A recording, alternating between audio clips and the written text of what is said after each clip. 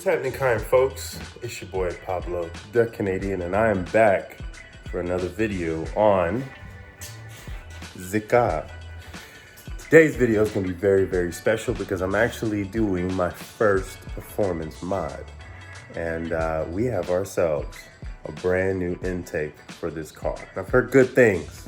I heard not only is it a really good fit, it looks really good blending in with the car, and just the aesthetics of the engine itself, but also it sounds amazing, probably better than any intake I've ever had on any car that I've owned.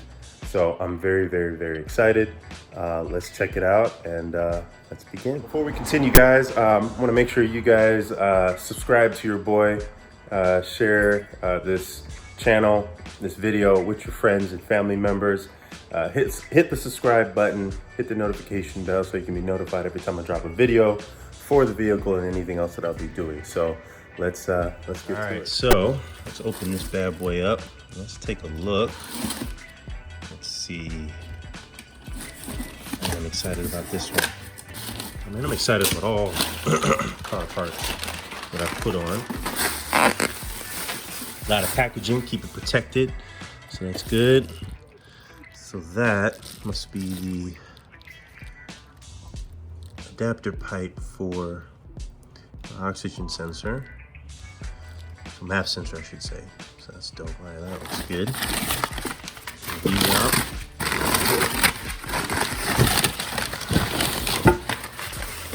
It's a lot of packaging. Very nice. All right, so we got the heat shield.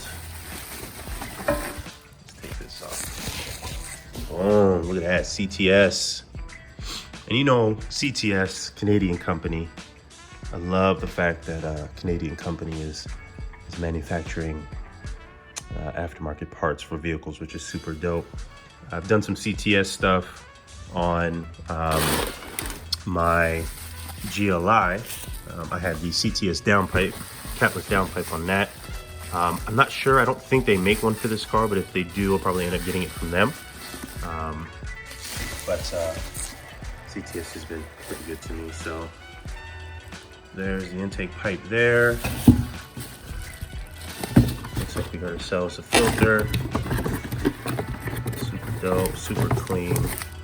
Pretty straightforward. Sorry for the shaking in the video, I apologize. Look at that thing, beautiful, just beautiful. Cool. Couplers there, bed. All right, looks like that's the bracket that holds the intake pipe. I'm pretty sure this bracket is probably designed to, there's some coolant lines where the factory intake is now. I'm pretty sure that holds it in place, so cool. Let's get to it. I'm gonna do a quick comparison video, just kind of show you what the factory intake sounds like, and then once the new intake is on, I will go ahead and do a comparison to the way the new intake sounds, which I'm sure is going to be a dramatic difference. So let's check it out.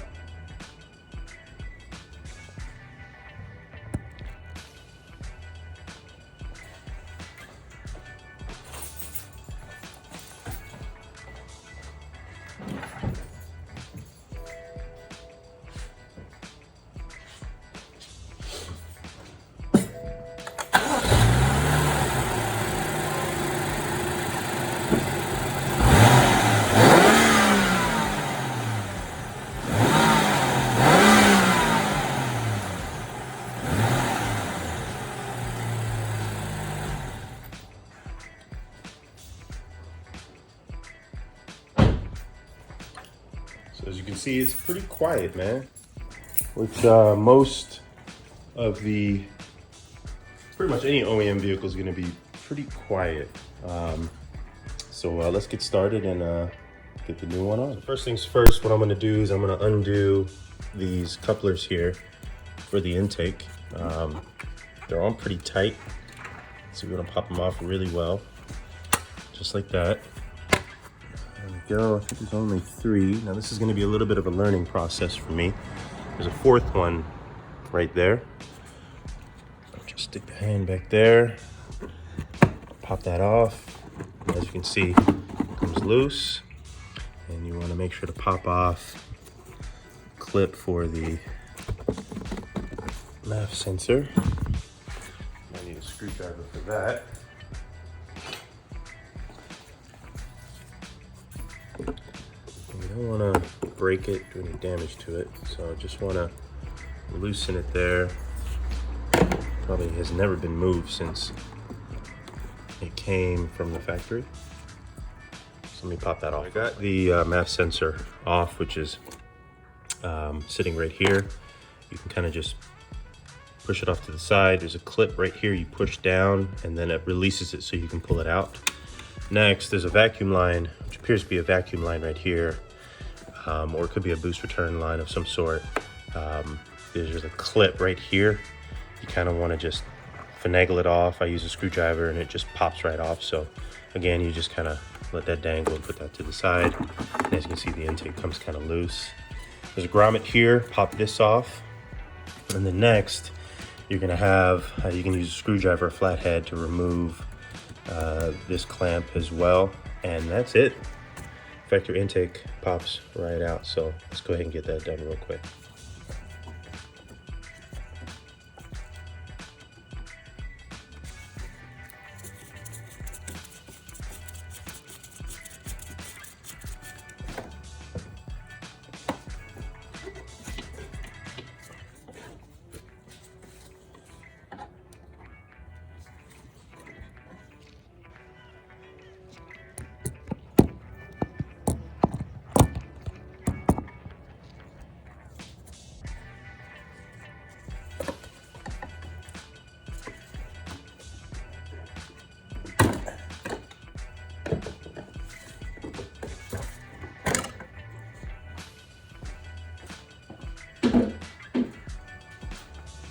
All right guys, so before I actually tighten everything up, I've actually got the intake pipe semi-attached.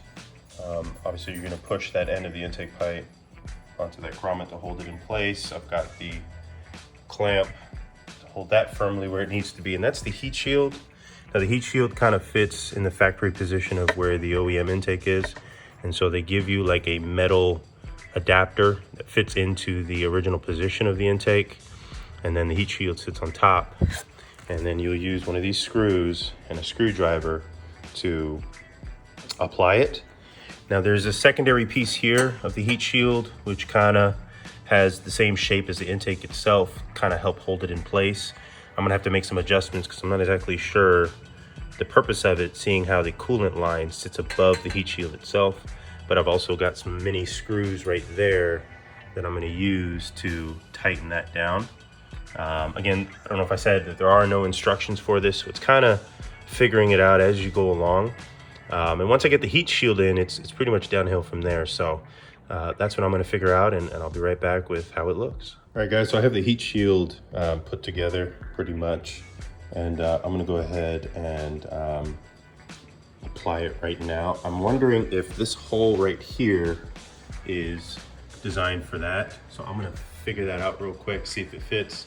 If not, we're gonna go ahead and put the heat shield in right now. All right guys, so I've got the heat shield in. I just wanted to make notice of something, that the heat shield, I think it's a pretty universal fit amongst multiple F30, 335s, maybe between the all-wheel drive, maybe the manual transmission, and then this one, which is automatic. There seem to be a lot of components and parts that seem to fit in one area, but possibly fit in another. For an example, this screw and nut assembly seems to fit in I don't know what these holes are for. They seem to be a part of the frame, part of the radiator support. This also could be the crash support. But there's some holes here that allow me to put a screw on the inside and then tighten it down, because I was wondering why this heat shield was so loose. And I think it just fits right here. Again, there's no instructions that came with this, so it's kind of just figuring it out as you go. So I've got that one tightened. I've got this additional heat shield assembly tightened. There seems to be like an opening in this piece that allows you to adjust it up and down based on where you want the intake to be. Again, I'm assuming based on what year the vehicle, where certain factory hoses sit. Some may sit high, some may sit low. I'm pretty sure they try to accommodate all cars in one packet. So, but yeah, heat shield is in, looks great. I'll go ahead and hook up the intake. So real quick, I've got the intake pipe on. It's crazy because so far the most difficult thing I've had to do was get this intake pipe to fit on this grommet piece here. I mean, it was challenging, man. I had to finagle a little bit. I kind of scuffed it while I was putting it on. It was tight. It was tight. Same with this. This wasn't so bad. It seems a little kind of oily. What I would recommend is when you take off the OEM intake, be sure to kind of clean the inside, get any excess residue because it is creating friction and not allowing the intake to sit in comfortably. Once I cleaned it, I applied like a little bit of lubricant, like a tiny bit. Like I had like a dab of like power steering fluid, and I just kind of went around the intake on that tip, and then I did the same thing here, and it just created enough for it to slide into place. So again, don't use a lot, just a dab, just enough to kind of create less friction and allow it to slide right into place. So far so good. We're almost done. You don't want to take off the mass sensor. It's a Torx 20. You take off those two and you simply reapply it to the metal one that comes with it, which is right here. So I'm gonna apply that real quick and we're gonna go ahead and put it on. There it is, the sensor's in.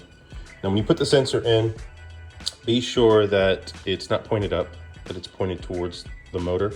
And the reason is the adapter, the plug-in for the sensor cord is not very long. And also you don't want to put any stress in bending the actual plug-in. You kind of want it to make sure that it's kind of linear and there's no give to it. So again, make sure this is turned towards the car, especially for the vacuum line as well. Ladies and gentlemen, we're coming along very, very, very well.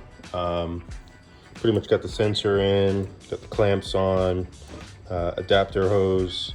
I'm gonna get the filter on, and then we're pretty much it. That's done. Move on to starting up the car, see what it sounds like. And all right, yeah, guys, that's that. We are in. I've completely wiped it down, so any of the excess lubricant or fluid that you use, you want to make sure you wipe it down, give it a nice, good, clean look. But I like it, man. It's real clean, blends in really well. I don't have any fitment issues with the intake. I'm gonna close it, see how it fits. Oh yeah, it fits good. So let's start it up and let's see what it sounds like. Man, I'm excited. Let's go.